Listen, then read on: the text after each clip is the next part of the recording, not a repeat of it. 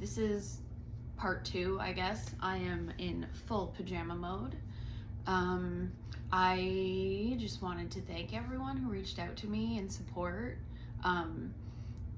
because yeah, coming forward with a story like this is really hard.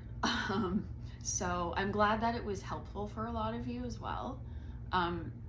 This section of my story took place between like 13 and 17. Yeah, but I do, before I get into it, need to warn you that this section is very dark at times. We talk about things like hurting yourself, offing yourself. I will give you a trigger warning. There's more discussions on just things that happened at the hands of my coach, how it made me feel, how it was escalating, and it's hard. So I'll do my best to make sure that you're okay. It's not easy. It's a hard story to get through, especially this section, but we'll get into it. Okay, so I call this section 1, responsibility and the illusion of choice. I'm probably going to read most of what I've written and then expand when I can, because there's so much to get through. So responsibility and the illusion of choice. This is between 2007 and 2008. At this time, I'm 12, and then I turned 13. And if you remember from the last section of my story, by the time I was 12, I started to become a perfectionist to avoid failure, disappointment, and crying, because that's what would happen. And that would set off my coach and the other adults around me. So to avoid that and the embarrassment and the humiliation of that, I had to become a perfectionist, I guess. That was my logic, and boy, does it get bad. Anyway, this is also a time in development that I want you guys to understand. Between these ages and as you get into high school, this is a time where it's very important for teenagers to be able to find who they are. This is called individuating. They find their own identities and their own sense of self. And I couldn't do that because I was hyper dependent on the approval of my coach. And I still was not sure if my mom was a safe person yet, but it was starting to show because she started questioning things that she had done and talking to me about it. So I was like, I think my mom's safe, but I need clarification and I'm not sure yet. And also as an adolescent, at this time, your emotions become bigger, more deeper. I'm a highly sensitive person, so my nervous system already is very easily stimulated. Like, I used to cry when balloons popped when I was a kid. My hypersensitivity is also why I picked up on all of those social cues and why I could read the room. I chameleoned very, very well because of this. But when you're a highly sensitive kid and you're getting into your teen years already, your limbic system, which is the emotional area of your brain, is hyper-developed,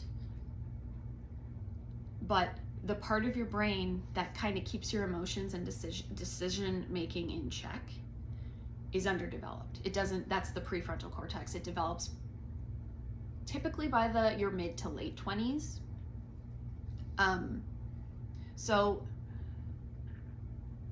my anxiety, and if you can remember what I said in the first part, the activation of the stress response system with all the hormones, the HPA axis. Because I'm so sensitive, now my emotions are bigger. It's getting activated all the time. Like, just on the way to the studio, my heart would start pounding. I'd start to feel sick. Now, because I'm in grade 7, 8, and then in high school, it got really bad. Now it's being activated during the day because I'm preparing myself to have to go to the studio. No, anyway, her tantrums were less, but there were other things I was able to pick up on and other things that still happened that would send my system into overdrive. So I remember one time we were doing, and at this point I'm still in 2 different age groups. I'm dancing with my age group and then up. There was one time where we were doing the senior jazz, and this was where I had something I had bumped up to. I wasn't quite a senior yet, about 13. And I remember two of the girls were in some sort of kerfuffle, and no one else knew what was going on. So we start facing the back, and then we turned around and did our own little thing. But before she started the music and we're all facing the back ready to start the dance, she just suddenly is like, "You guys are fucking bitches." So we don't know. I don't know. No one has a clue. I'm not even sure the people in the argument knew who she was talking about. And so like I say, like her tantrums weren't screaming in your face like when I was younger, not as much. But it didn't matter because I was already hyper aroused. I was constantly stressed. It was following me throughout the day. But she would still do things and say things that indicated how much control she had to me. So like she could learn anything about anyone, and like if a kid was a bully at school or something, it would then become her business to tell everyone at the studio. And she used to brag about how good she was at getting information about people. And so like, again, I don't feel safe. I just didn't feel safe. I didn't feel safe to be myself, so I'm not individuating. And that's a hard thing to cope with, that when you don't get the chance to do that as a teen. As an adult, it's very, very hard. There was another thing I noticed too, and I think my mom noticed it, was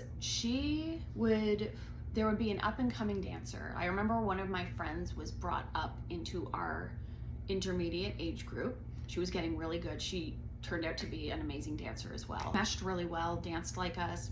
And she was all about this person, and she was great, and it was awesome. And then suddenly, she's lazy. She doesn't know what she's doing in dances.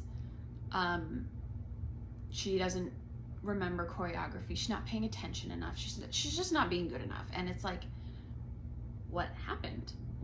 There was no such thing happening, in my opinion. This is just the protocol, I guess. I also picked up on the fact, and I didn't call it this, but I was very aware of how entitled she was to us as dancers. Like we were almost her property. It was like, she told you to do something and you did it. Like there's no boundaries. There's a lot of enmeshment. There's no boundaries. And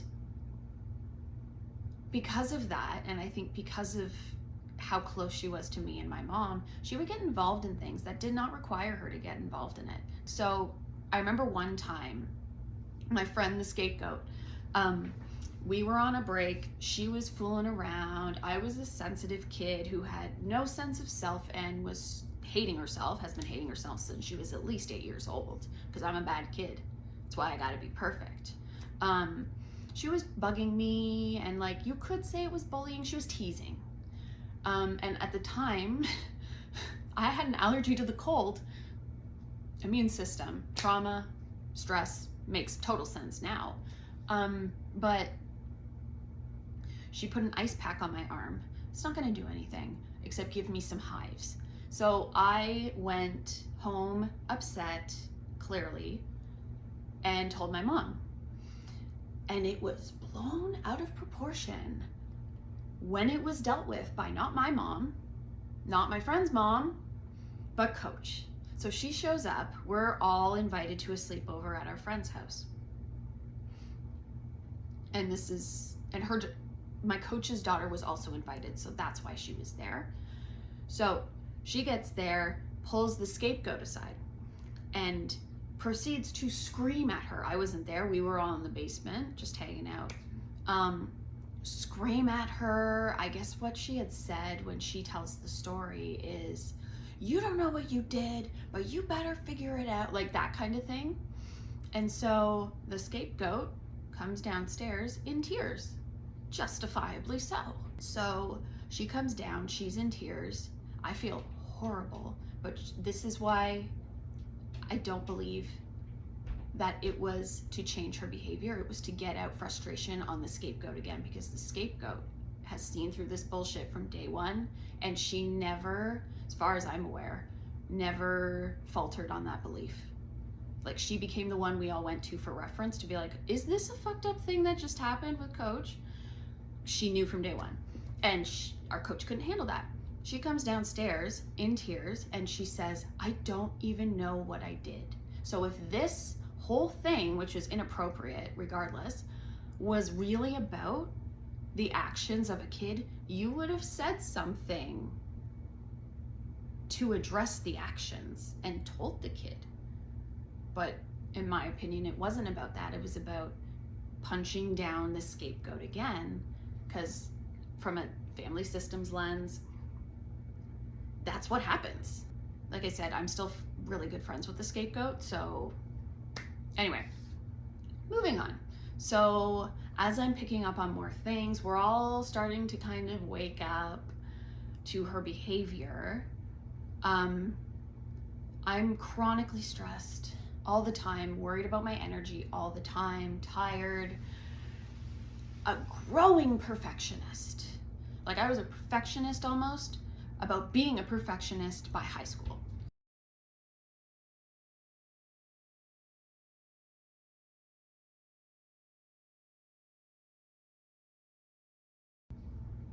These responsibilities included things like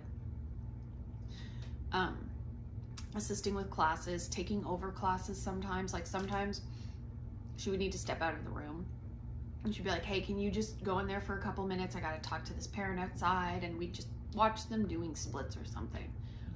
But I also need to point out there were incremental increases as I got older for these things, but no one's actually training me how to officially be a coach. So you're giving someone who's unequipped to do this, like rehearsing little ones and cleaning dances. I'm 13, 14, 15 years old at this point. It's not my job. There are a lot of other teachers that were not there at the time that she could have paid to come in and do this work. Choreographing, that wasn't so much of a huge thing. I just think that 13 is young. And to be honest, I didn't want another thing on my plate, but I couldn't say no, and we'll discuss that after. Well, the thing that really made me upset about the assisting thing is I didn't even ask to do it, and it was kind of explained to me as something to compensate for the number of dances she put me in. So that's like payback, because my mom would do some like work for her at the desk. She was really good at that stuff. And so now it becomes my business to do something I didn't ask to do, and to be quite honest, I didn't want to do, because my coach felt entitled to my talent and put me in as many numbers as she could. Why? Because she wanted to win. This has been going on, the putting in of way too many numbers, since I was really, really young. And now I'm being punished for her lack of boundaries and my inability to, consent. So now I ended up being at the studio one Monday night. My mom and her best friend had an adult tap class, and Mondays were one of the only nights I got to myself, but I went a couple times with her because my god sister had been born, and she was only about a year old when this all started. This was probably around grade 8. And I really liked going on those nights. My mom also worked the desk those nights, because when they did their tap class at the end of the night, I got to watch my god sister. Something I actually enjoyed to do, and I had offered to do since I had about an hour and a half before watching my god sister. Why don't you go help this coach with the tap class? You know what? Sure.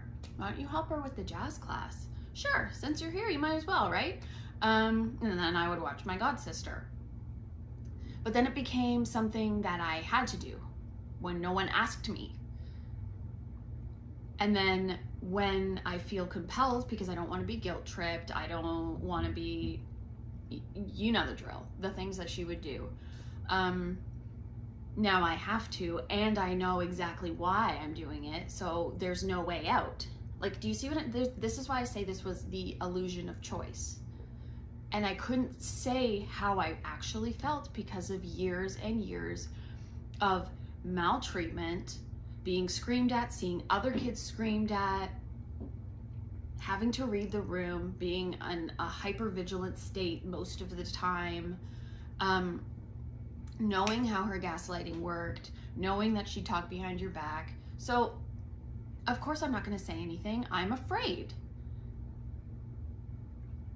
To create an emotionally, psychologically, and pretty soon in this section, physically unsafe environment through intimidation, gossip, fear, and tantrums, this is not my choice. This is actually something I picked up from social psychology, and I think I've said it in previous videos. That's my favorite branch, I think, of psychology. Because I've been low-key a social psychologist since 7. Anyway, so coercive control is the name for this. And I want to get through this as fast as I can, and I don't want to over-intellectualize it, but basically, coercion, coercive control. This is now something being written into law because it is recognized. I think the proposal to have it entered into Canadian law was in like 2023 or something, so it's in the process of becoming something that is, I guess, illegal. I don't know. Anyway, coercive control is the act of manipulating an individual or group to act against their best interests using violence, threats, intimidation, or psychological techniques. It is usually a gradual process over a period of time in which people's behaviors change, often beyond recognition. But to sum it up, I found when I was doing research for this, when I was writing this, one article from 2021 had a quote in it from one of their research subjects that summed it up perfectly. And it said, what all coercive control is based on is the cost of non-compliance is greater than the cost of compliance. They have an exaggerated response to a minor infraction that has them walking on pins and needles.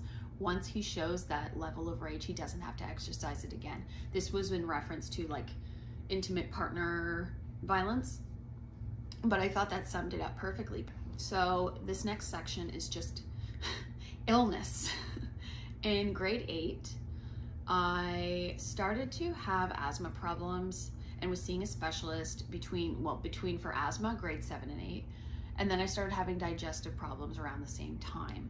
So because I was getting sick, I started missing school and dance.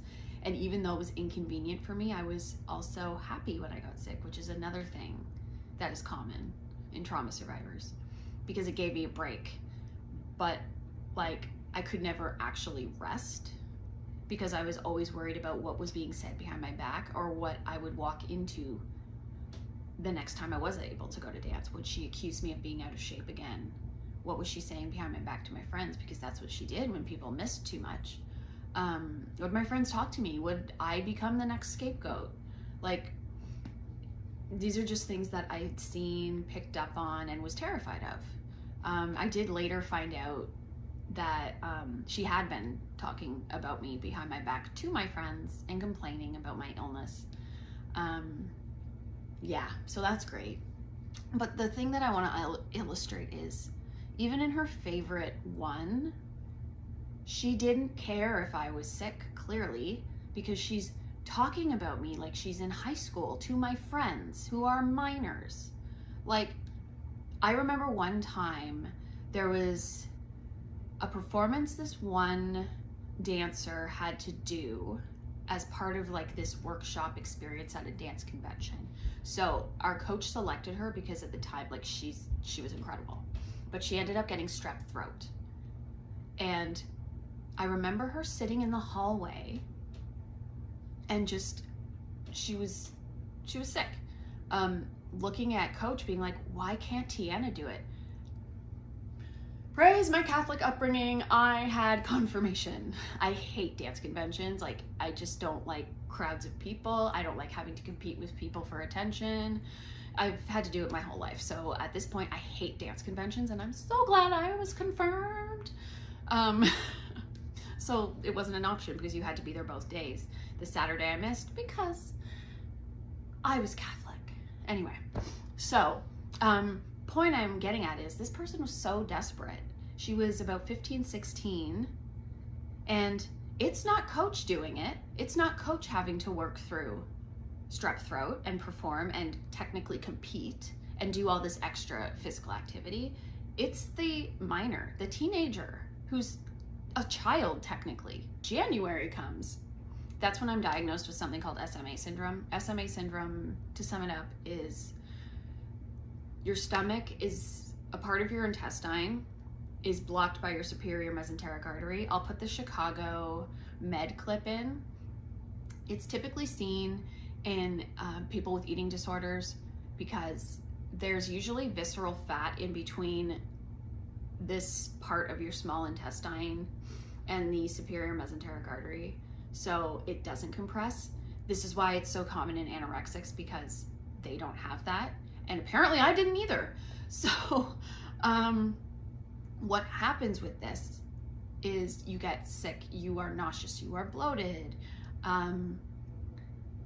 you can't digest food. And so I ended up having to go on liquids, and like by this point, because I had a legitimate diagnosis that was so rare, it only occurred in 1 in a million people, and it has a very, very low survival rate. She respected that. But the good thing that came out of it was I got to rest. And my mom was at the studio a lot more because she had to keep an eye on me to make sure I was consuming enough, sort of, I guess, nutrients. Most of it was liquids. And I noticed when she was there, I felt so much safer. It makes total sense from like an evolutionary standpoint. My mom's here, she's not going to explode. She would never explode in front of parents, and her and my mom were good friends, so she was always in a good mood when my mom was around, typically. Just don't fuck up her kids' ponytails and then all hell breaks loose. So as much as I was uncomfortable, couldn't eat a lot, it was just an inconvenience. And this is common again in trauma survivors, I was so glad I had a reason to rest. Now I have an abundance of time. Can't really do much because at the same time, while yes, I have more free time, I'm still isolated because I'm sick. So there's very few things you can do, but I started to kind of individuate, I guess, and did a lot of crafts. I started to get into true crime. So I had some degree of freedom, and because I had access to the internet, I mean, that's pretty free, I guess. I mean, I could watch stuff, but yeah. But the point I'm making is I felt at peace when I was alone and sick. I still, to this day, even if I'm not sick, just like being by myself. Now, I'm also an only child, so that could be part of it, and I'm hypersensitive, so things overwhelm me at times. Funny enough, I love working at daycare, so I don't know what that's about. Anyway, I ended up getting surgery for it. Was kind of disappointed because then I wouldn't have time to rest, even though I did feel much better. But now I'm in high school and the workload is getting harder. If David Rose was me, he would be saying, self-blame and perfectionism is on brand for me. That's what high school was. It was stressful. And kids already have enough stress transitioning to high school who are being raised in healthy environments. But I had added baggage because I had been told what happens at high school parties when I was 9. If you haven't watched my first video, go watch that. It's fucked. And now she's starting to fill my head with things again. And when you're so busy and you trust this person, and at this point I was pretty solidly trauma bonded to her, you trust everything they say, you believe everything they say. They run the show. Everyone's afraid of them. So when she says things like, your school is full of drug addicts, everyone parties. Oh, bullies, there's a huge bullying problem at your school, so watch out. Like, she's saying this stuff constantly. I already have enough stress as it is. Like, I'm trying to balance all the things, and now it's like I don't feel safe in high school. I already didn't feel safe going to high school, but now reminding me of all the things that weren't actually happening to scare me and keep me under control was making my life hell. So this is when panic attacks start, headaches, exhaustion, just afraid of everything. I hated going to school. I felt out of place. I'm a perfectionist. I have to achieve in everything. Friends that I did have would invite me to things like school dances. But remembering all the things she's filling my head with, considering how impressionable I am, how much I trust this person, how anxious I was, I knew if I went, she would disapprove, and the anxiety would get worse. So again, like that whole coercive control thing, the consequences are greater when you don't do what is asked than when you do. So of course I'm not gonna go. And this year was really stressful, and I specifically remember like this particular story stands out because it's just so dismissive of a kid's feelings. So we had to do these things. It's another workshop story. We did workshops. You'd get picked in your specific syllabus of jazz, tap, or ballet that you would learn throughout the year, and you'd go to these things called scholarships. Now it's all very old school, like it's very old school, but because we were competitive dancers, her dancers typically did really well. Now myself and the scapegoat were in the, I think it was senior category or something. And I remember her putting so much pressure on us because we were the only ones in the senior group, and I never did well at these. I just didn't. And she put so much pressure. She's like, I'm counting on you too. You've got to place it. So I didn't end up doing very well. I never did. But because I am such a perfectionist, I'm beating myself up. My inner critic was going and going and going and going. And she has the audacity to say though, and act like she didn't put pressure on us. She specifically said the night before to us, I'm counting on you, you better place, in that tone. And then when I didn't, it was like, I don't know what the problem is. There was an extra little fun, you know, up to date with 2009, almost 2010 now, part that was like workshops. These ones I enjoyed a lot more because they were a smaller group of people. I ended up doing really well with one choreographer who was doing a jazz class. That's my favorite style anyways. And she actually, this is the first time this has ever happened to me. She pulled me up on stage and was like, you are killing it, girl. So I did the combo that we taught.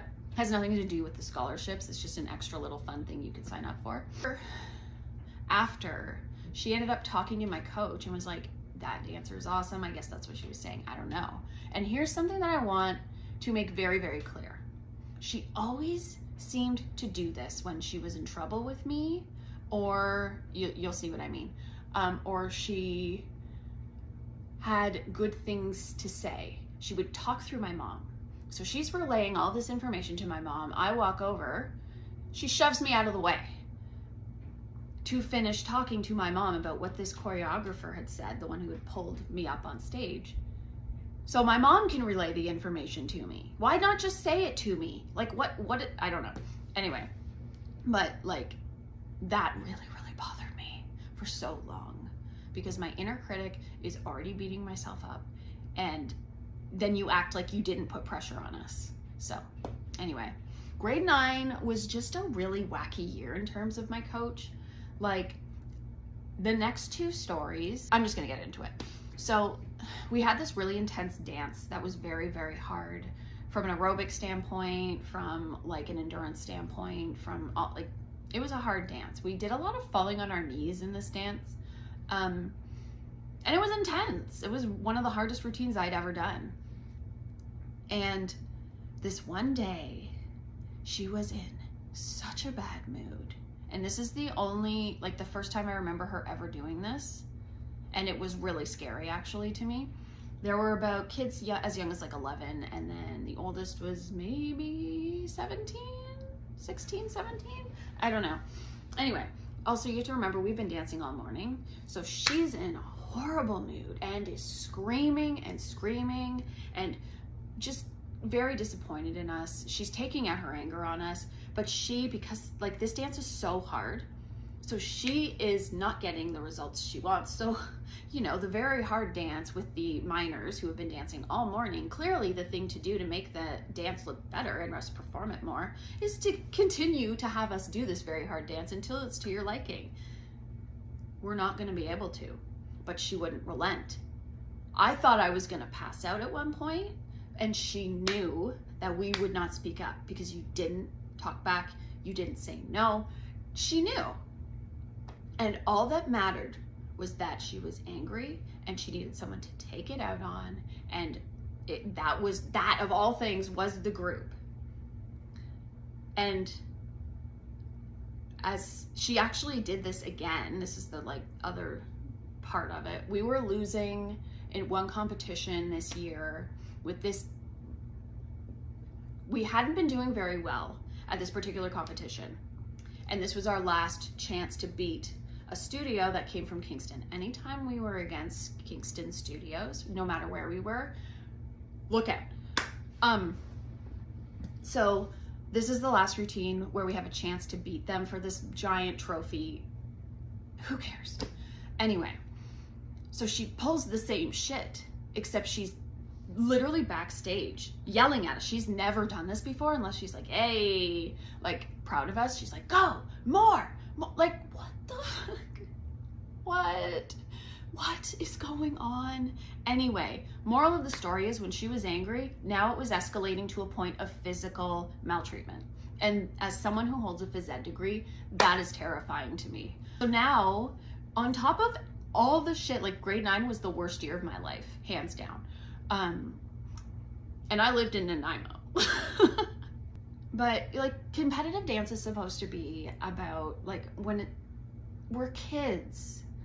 You can have really good dancers and push them in a way that's ethical and that challenges them and makes them grow as athletes without this. And I don't remember her ever apologizing for these 2 fits that she had with this dance.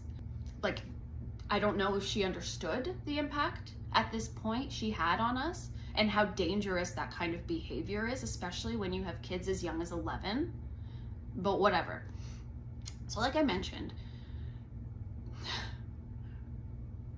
being against local studios and not winning was the worst time of your life, it felt like.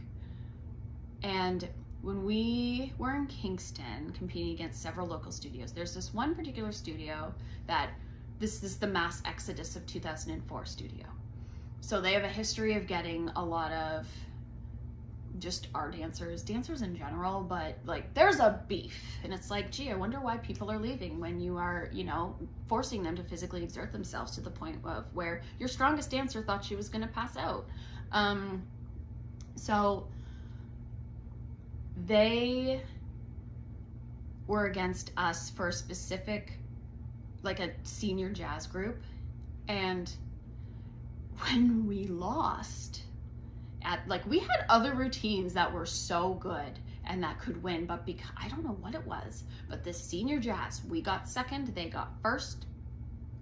She was so upset that she left the competition. First of all, we're children. This is an adult who's supposed to be our leader. If it was about us, she wouldn't have just left because she was upset. That tells me that this is about her and not about us, because a coach, I mean, we wouldn't have even been to the point of being so upset about it because we wouldn't have created this stupid beef to begin with. Like, it's children's competitive dance. Sit your ass down. A good coach stays with her team to pick them back up. But instead, she's so upset, she leaves. We have a break, whatever. She ended up reappearing like nothing had happened, like she didn't abandon us. So, like, I don't care how old the kids are. That is so unsportsmanlike, it's so unprofessional, and it is incredibly immature in my opinion. So, and I think it was either at this same competition, like I said, again, like, she would just be in a horrible mood if we weren't winning against other local studios. And that also signifies to me, now that I'm saying it, this is a reputation thing for her. In my opinion, it was about her reputation. And it's clear as day when you're willing to force your dancers to physically exert themselves in dangerous ways, monopolize their childhoods, call them lazy when they can't handle it, say they're out of shape when they're one of your strongest dancers who's been killing herself since she was 7, leaving a competition like that, that signals to me, phys ed and almost psychology degree holder, that that is about that person, not about the children. Anyway, I think it was this competition. There was also beef going on social media, because of course there was. One girl had said, because we both of our studios had dances with the same costume. She was saying stuff about how we copied them on Facebook, very teenager petty stuff, right? We're in the hallway, ready to go backstage. The particular girl who accused us of copying, who cares? She's a teenager. She walks by and is talking to a friend. I kid you not, says this with her whole fucking chest so that everyone could hear, including the minor involved. That's the bitch that was talking shit about us on Facebook. I want to like crawl into a ball and just roll myself into cheerleading at this point. It was so embarrassing. And like, I laugh, I think, because I'm still so physically uncomfortable at an adult saying this about a teenager, making sure it was something you could hear. Like, unacceptable. Anyway, so after all of that happened, she starts bringing in choreographers casually. And then it was like, we started having choreographers come in for something called an intensive week. Now, I have mixed feelings about intensive weeks because they are a week long, depending. Ours, in my opinion, was not safe. And I'll tell you why. 4 to 6 hours for our group. Max, I think that's the amount of hours we were there or doing classes that lasted about an hour long. But you have to understand, the intensive week was like an audition. It was in August. We had not the best air conditioning systems. And you are now competing, so you're having to learn a routine and perform it. And some of the classes where you would be picked to be in a specific dance. She also made it so you had to go to intensive week if you wanted to be, you know, considered for small groups, whether it was by one of the choreographers or her or some other teacher at the studio. So that's coercive again. Anyway, so you're spending money, you're killing your body, and you're competing with your friends. I think had this taken place in a more, like a safer environment, we would have been able to give our input, like, and say, like, that's too much work. We're gonna be exhausted if we do that. Like, anyway, it was too long. It was too intense. I know it's called an intensive week. And I hated competing for spots in front, it's like the Hunger Games, basically. And I hated that. And then at the end of the week, because we'd have some people fly in from like California or wherever, when you were picked for the dance, it was nice and you felt good about yourself. But then there was more to do after this whole intensive week. Why aren't we resting our bodies? We are teenage girls. This is not okay. It's hot. We've been dancing and competing with each other at our own damn studio for spots. I remember my best friend. And also at one point, we also had summer classes and we were expected to go to those summer classes too. But then she stopped doing the summer classes on intensive week because I remember my best friend laying on the floor in the acro studio. Our acro coach, she was like, we're not doing acro today. You guys need to rest.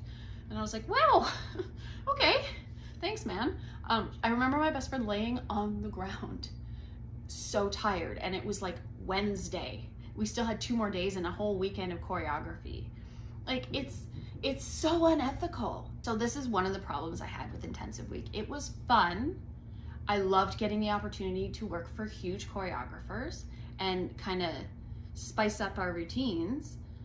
But at the same time, some of these choreographers also did not treat us very well. Yeah, around this time, now I'm in grade 10, my health starts to get bad again. Wonder why. And this time it's my stomach. Again, the surgery worked fine, but I'm getting pain, nausea, vomiting, this time with an added reflux, which is consistent with anxiety and stress.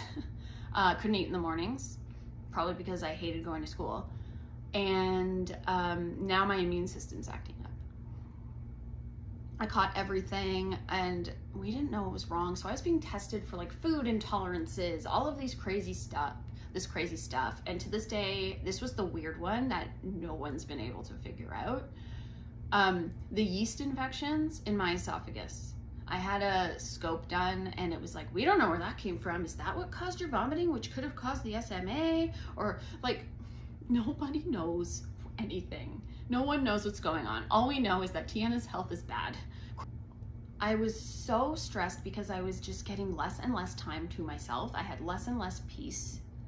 And as an introvert, that's something I just needed, but I wasn't getting. So then when my health kicked in again, or my health kicked out, I guess, I was happy, even though I felt like shit. But like, at least I could relax. And you know, when a kid is told things like, you gotta go to university, you gotta do this, you gotta do that, and like constantly, like you're basically competing with your peers at school too. I had a teacher around this time, a math teacher, say, you guys realize that the kids who are all making 90s, you're gonna be working for. Like, thank you. That's exactly what my anxious brain needed to hear. This is stuff that, side note, teenagers have to put up with already. And I hate that we do this to kids, period. And then people sit there and they wonder why there's such a mental health crisis in teenagers these days. It's ridiculous. So, and at the same time, all anyone is telling me at this point is how you need to get your anxiety under control. This is teachers, this is coaches, this is my parents, like, because, you know, life's just gonna get harder for you as you get older. But no one's giving me any like resources because we were so just like mental health conversation deficient at this point. I even had my pediatric gastroenterologist look at me and go, if you were missing this much work as an adult, they would have fired you by now, in reference to how much I was missing school. I'm sorry, I've had to be Tiana the superhero since I was 7 years old and juggle all of this. And now I'm constantly being pushed and having to succeed because I have no sense of self, because that was torn down and stripped away from me at 7 as well. And my only way of compensating is to succeed. And if I don't succeed, I get upset. And because I'm solely responsible for the emotions of every adult around me now, I'm not allowed to cry. And when I do cry, it could last about 4 hours at a time. And I see the pain it's causing on all of the important people in my life, except for my coach. And I feel guilty about that too. So that's another thing to add to my inner monologue. So excuse me if I don't go to school when I have acid reflux. It broke my heart to see how concerned my mom was at this point, because again, we didn't have the resources.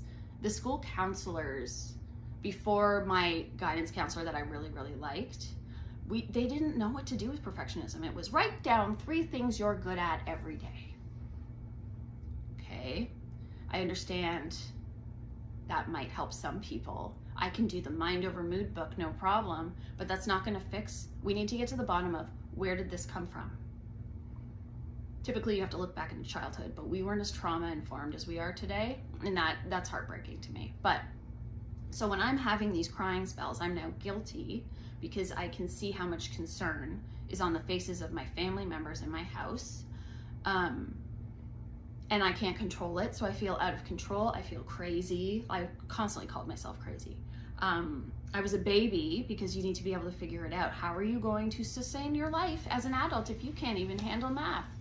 And you can't handle your coach yelling at you. The other one that started around this time that I still do to myself this day is call myself a brat. But at the time, I think it was because I was constantly being told how lucky I was, how spoiled I was. And I was constantly being told as well how lucky I was that we had money to put me into a sport like this, which is true. I would have liked it to have been in a better environment. There's definitely an anxiety disorder of some sort. We're just not sure. At the time, it was kind of controversial to put kids on medication. So it was like, let's try some other things first. But the shame and the blame just got worse and worse and worse. And I felt so crazy. But at the same time, because I'm like, my feelings are now making everyone else guilty, or not guilty, stressed and concerned. And you know how that feels. You've been feeling that way since you were 7. I would filter again. This time it wasn't because I was afraid I would be screamed at for my vulnerability. It was because I was trying to protect my family yet again, from the uncomfortableness of who I was. I was inherently a bad person. And I was crazy. And I just remember feeling so alone, and all of these things that people were telling me in my head. You know, you would have been fired from the job. You're going to be working for those people who make 90s.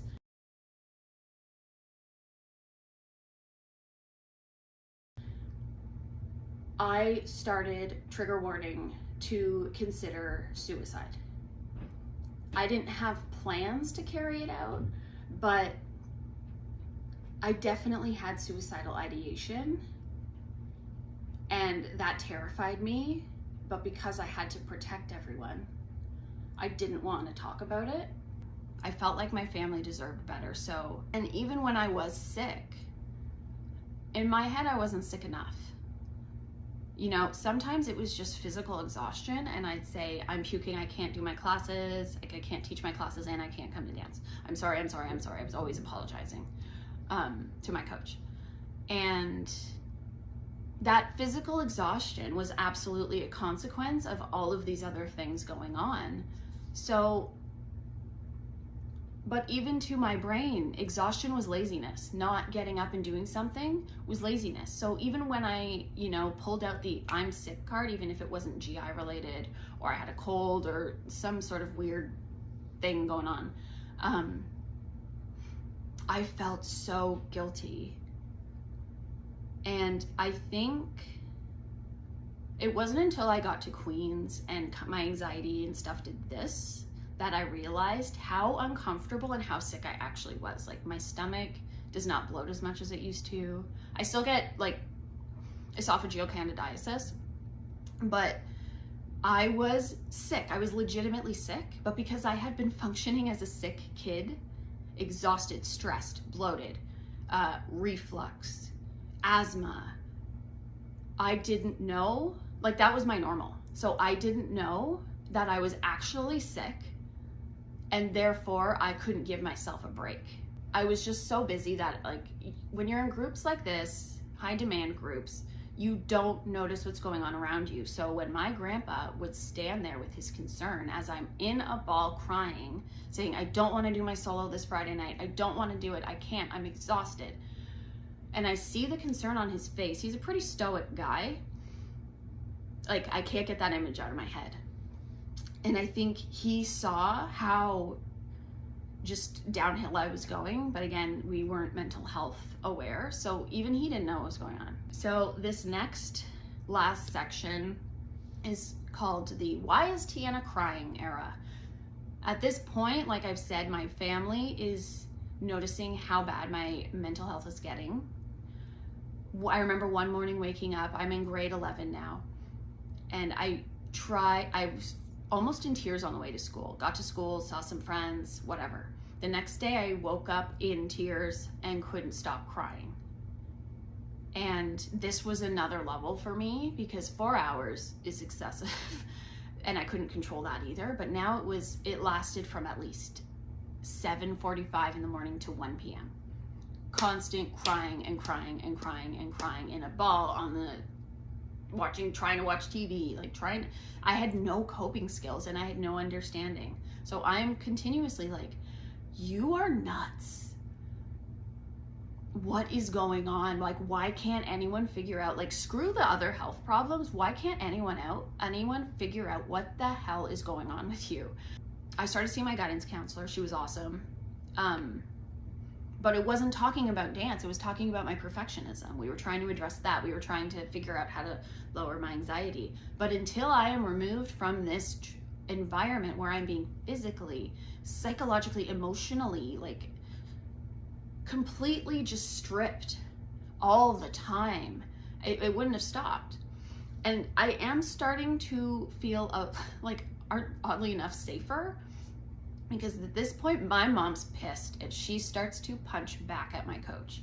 I would come home crying because of something, and all she'd have to do is say, "Why is Tiana crying?" And then it turned into, "Oh, I yelled at the kids today. It wasn't about her. She knows that." No, Tiana doesn't know that, because you've been doing this for years. And so that made me feel better. At this point, as seniors, we were all under the consensus, like, said it to each other constantly. The senior dancers and some of the like inters who became seniors the next year, we constantly told each other, the only reason I stay is because of you guys and the choreographers we get to work with. And I think that was kind of the same thing for the moms. They knew how much we loved to dance. Like, somehow I managed to maintain a love for this fucking sport after all of this bullshit. So, like, when you love something that much, you're willing to destroy everything. Your self-esteem, your physical health, your mental health, your nervous system. Anyway, your social life, remove your entire childhood. Fuck that, you don't get that. Like, that's how much I loved dance and how much I loved my friends. And we were all fully aware at this point of how badly we were being treated. We didn't have a word for it. It was like, she flies off the handle, she can be really mean, we don't know what to do, but we've got each other, and our parents have us as well. So yeah, at this point I'm in grade 11. This is kind of the year we had a rematch with that, studio we had beef with. And likely because of the choreographers and the choreography we got and how we had been pushed and we had been challenged in a healthy way. And so we had this rematch. We basically won everything. We beat them in pretty much everything, I think. We cleaned in overalls. We got top studio, top mark. Several of our dances got top mark. And she was in a great mood that whole competition, but looking back, the winning and the high you get from winning after all the bullshit didn't take away from the shit that we had experienced to get to that point. It was a temporary victory that justified the downward spiral and the way we were being treated. This was the year of, why is Tiana crying? And you don't deserve these things. Why? Okay, this next story. Never, as far as I recall, never, and I've been around for a while. I was around for a very long time at that point. Never in the history of the dance studio's competitive team has a group of seniors who are her strongest up until that point, might I add. We were so good. We were the best she'd ever had. We were her favorite group. Never in the history of the studio had she ever asked us to sit in a circle, stand up one at a time, and tell her why we deserved a small jazz. This is legitimately what she did. All year, she just kept saying how we didn't deserve it. We didn't deserve it. We don't deserve this. You don't deserve that. You need to work harder. But would never again. This is why I personally believe this was just a power play to keep us on our toes and keep us in control. Because she never told us why we didn't deserve it. That's fucked. We don't deserve a small jazz, even though our small jazz kicks ass. And she knows jazz is pretty much everybody's favorite. This is why I say I believe this was a power play, 100%. You don't tell us why we don't deserve it, and you're using our favorite style. So yeah, she made us stand up and say to her, one at a time, in a circle, why we felt we deserved a small jazz. I don't know.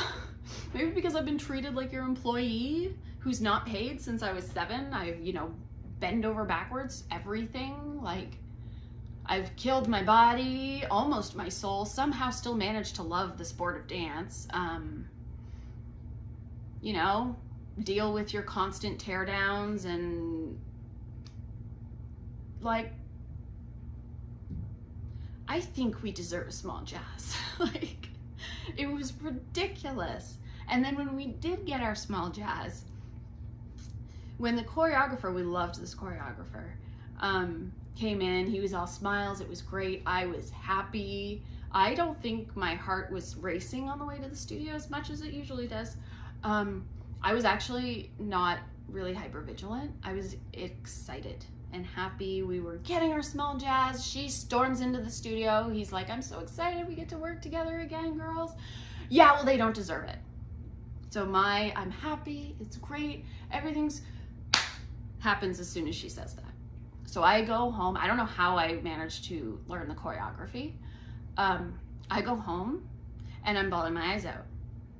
And I'm thinking again, I'm spiraling. What's the point? Why don't you just pick up and go to cheerleading already? I couldn't because this is all I knew. And my best friends were there. These were my sisters.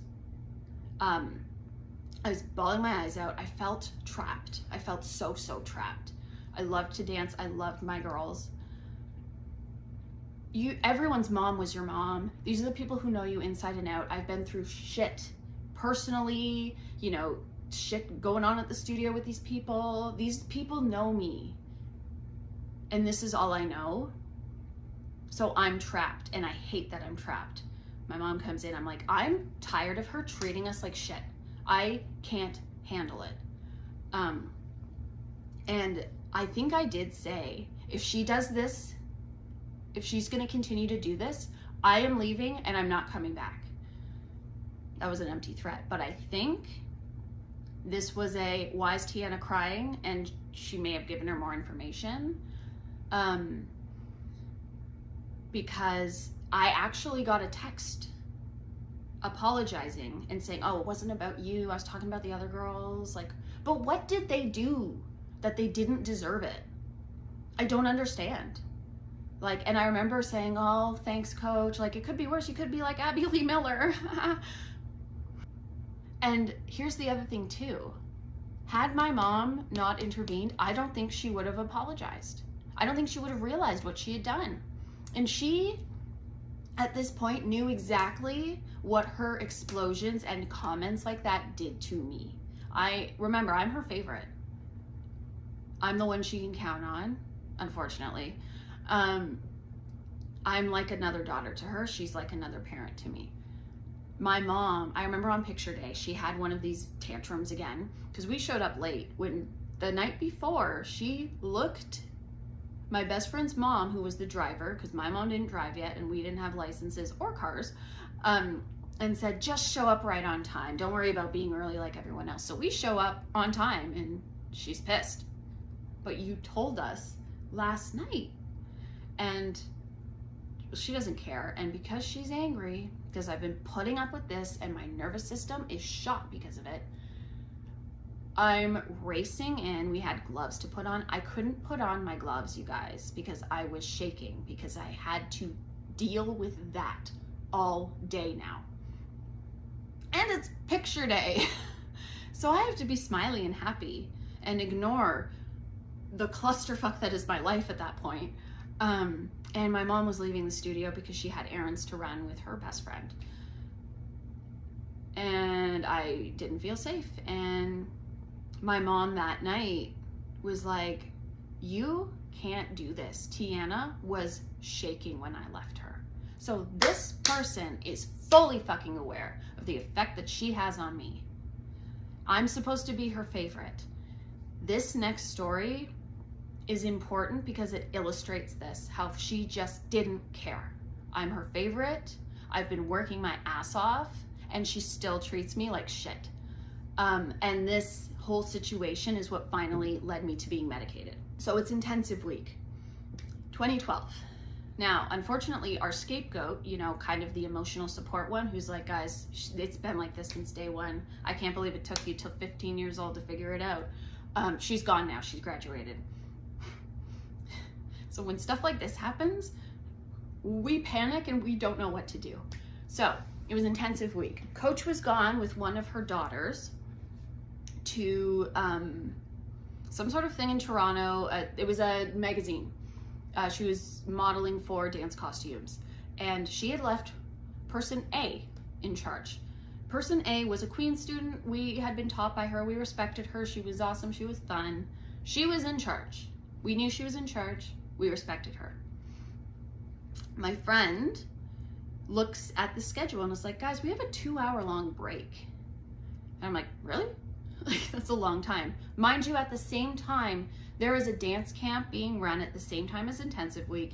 There are 2 major studios, sometimes 3, being occupied. And then you've got the dance camp in the other one. There were only 4 studios.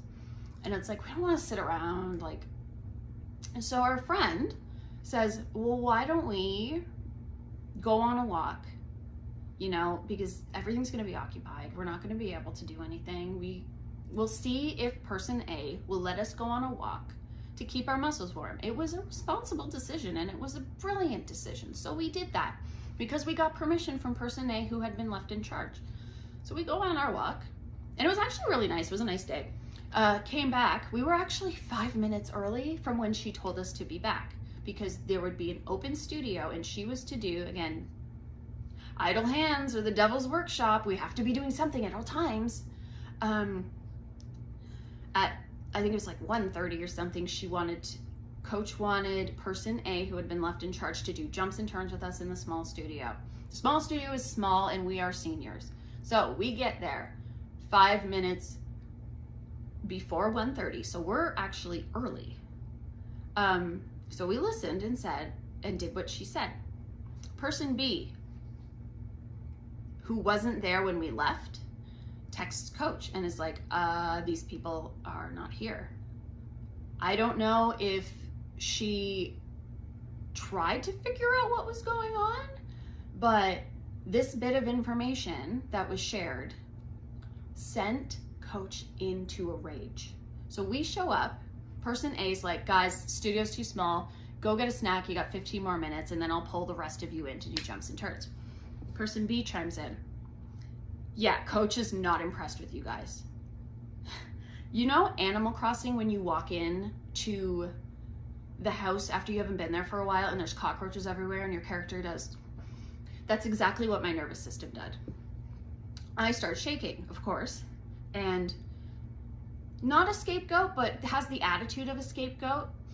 One of my trio partners chimes in and says, person A told us we could go. Person B, you guys shouldn't even be leaving the studio. You weren't left in charge. You weren't even here. Yeah, you shouldn't be leaving the studio at all. She's not impressed. Another person chimes in who's running the dance camp. The studios were occupied though, bro. Yeah, but they're old enough, this is person B, they're old enough to figure out what to do. We did though. One of our friends said, you know what? We should go on a walk, keep our muscles warm. That's the responsible thing.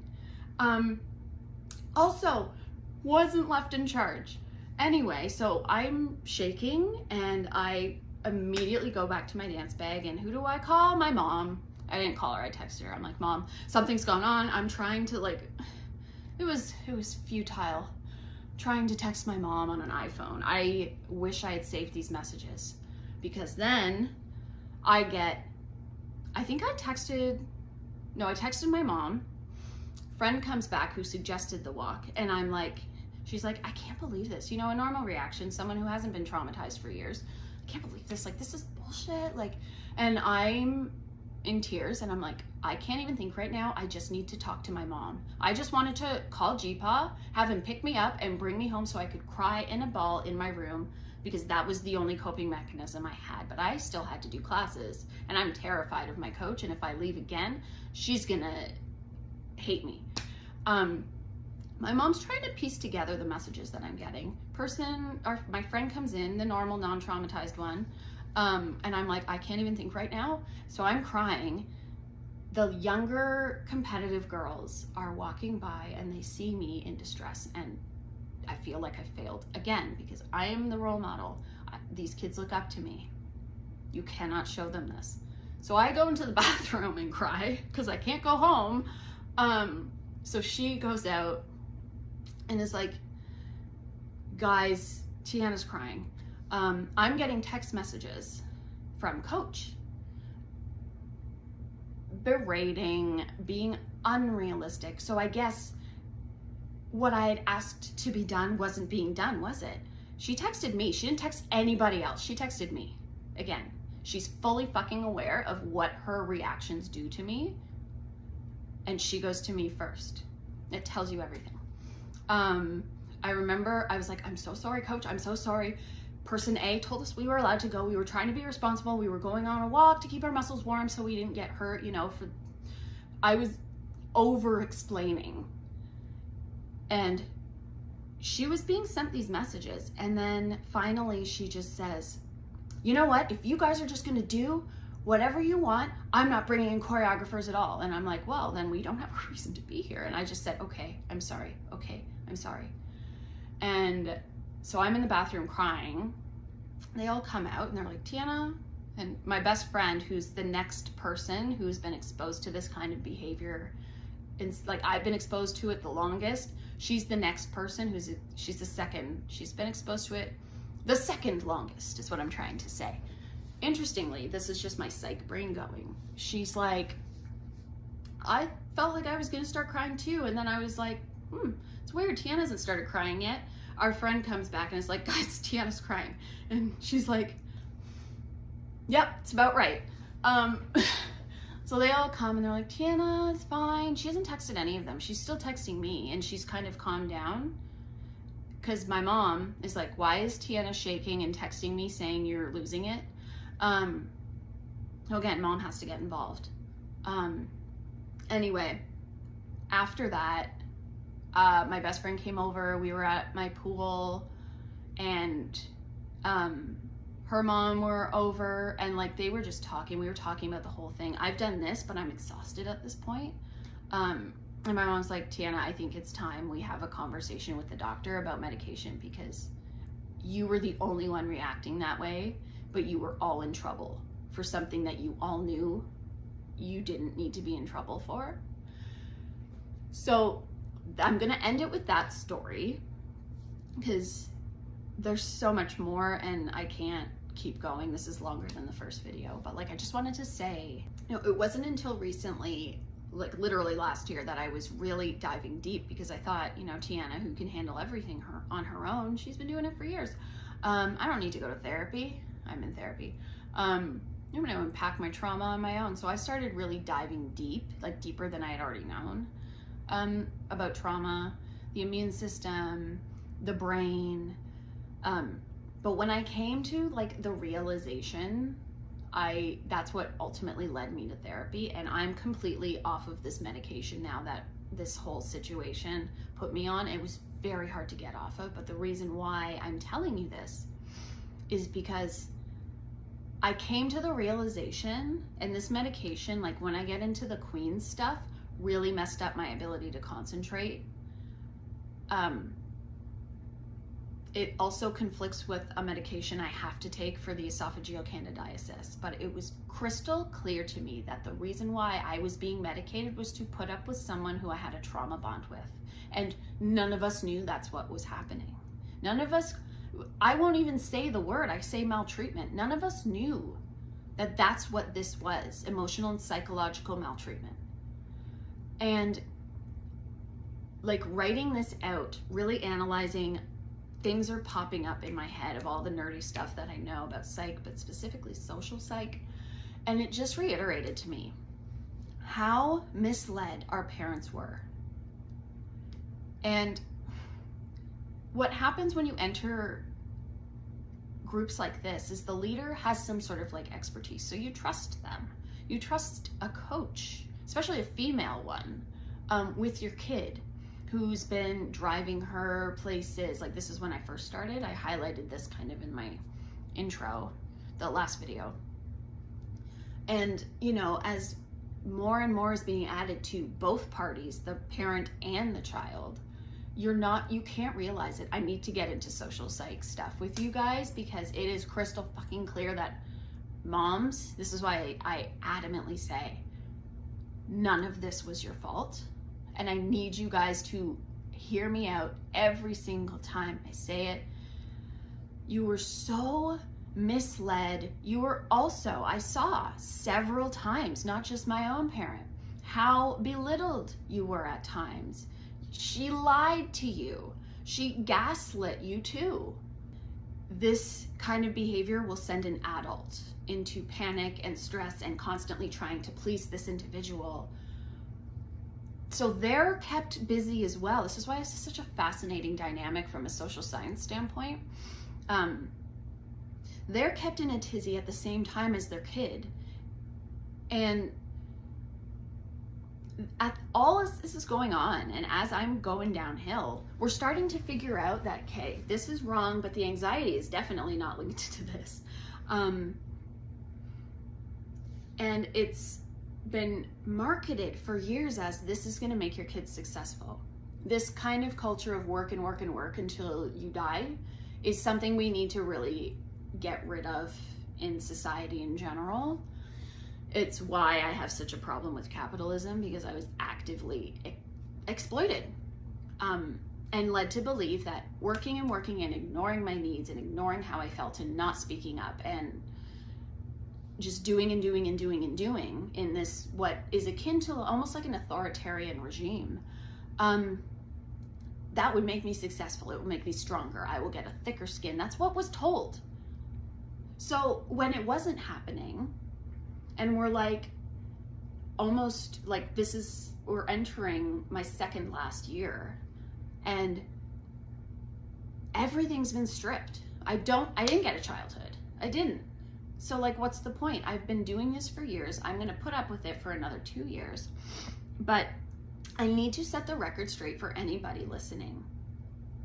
This lie that neglecting children's needs, both physically and emotionally, robbing them of their childhoods, micromanaging them without them realizing it, is going to make them responsible, strong adults.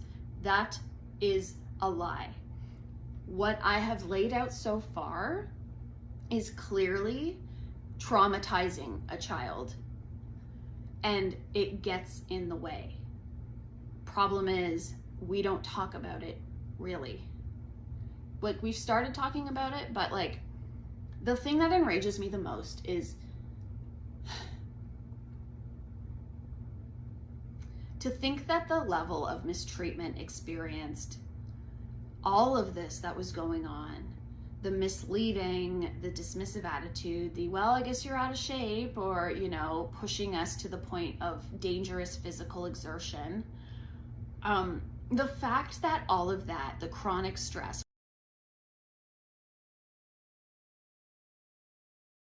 was leading me to consider suicide horrifies me.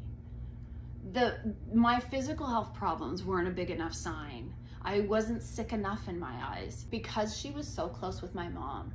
Like, I laid it out there. She was made abundantly clear that her actions had a serious effect on me. Not even just like, this is harming her. This is your favorite dancer. You damn well know these actions are affecting her. As a coach, like, she knew it the day I hid behind the couch. It's been known for years. And the fact that even after everything I did for her, and that was flipped, by the way, it was like this dynamic of everything I do for you guys. Well, you saw it. Like, if you guys are just going to do whatever you want, then I'm not going to bring in choreographers for you at all. Like, oh, it's such a mind fuck, but it's so obvious now going through it.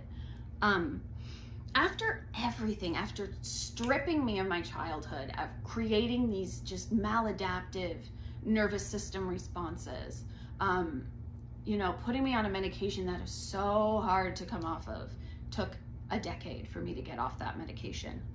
And it conflicted with fluconazole, which is the esophagus medication. Exploiting my talent, not respecting my boundaries, yelling and tantruming, like after everything I had done to constantly please. I'm a perfectionist. I'm neglecting myself. I'm stripped of a childhood. I do everything I can to keep you happy because your approval means everything, and then at the same time I'm terrified of her.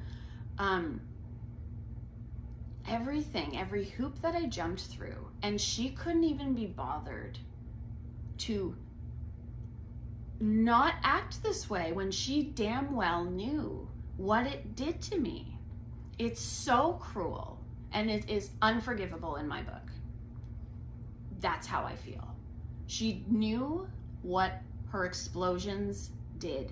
She was made aware. I shook, I cried, it was made known for years, and she continued to act that way, and I'm supposed to be her favorite.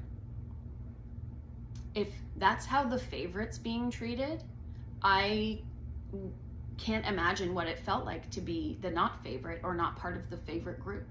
That's a depressing way to end a video, but I think in part 3 it's gonna be going like kind of deeper. I'll try and put stuff in here and there that are like social psychology, like theories and processes. It's boring, I know, but I really like it.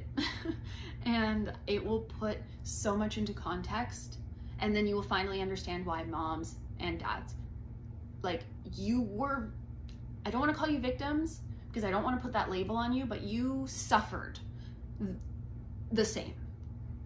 And I think the reason why coaches like this get away with it is because you don't realize how misled you were, and then you feel guilty because you don't have the understanding of the social psychology of it all. Once you know this shit, it led me to therapy. So there's no blame to be had, and I think it's really important to dive into that stuff because again, like I said, while this is very much for me, I just desperately want to make sure that this helps somebody else out there. I've gotten feedback that it has helped, but I just want to explain it like the nerd I am, and I don't know. Let me know if that's what you want to do. But the last part of my story is just like the last 2 years before I went to Queens, stuff like that.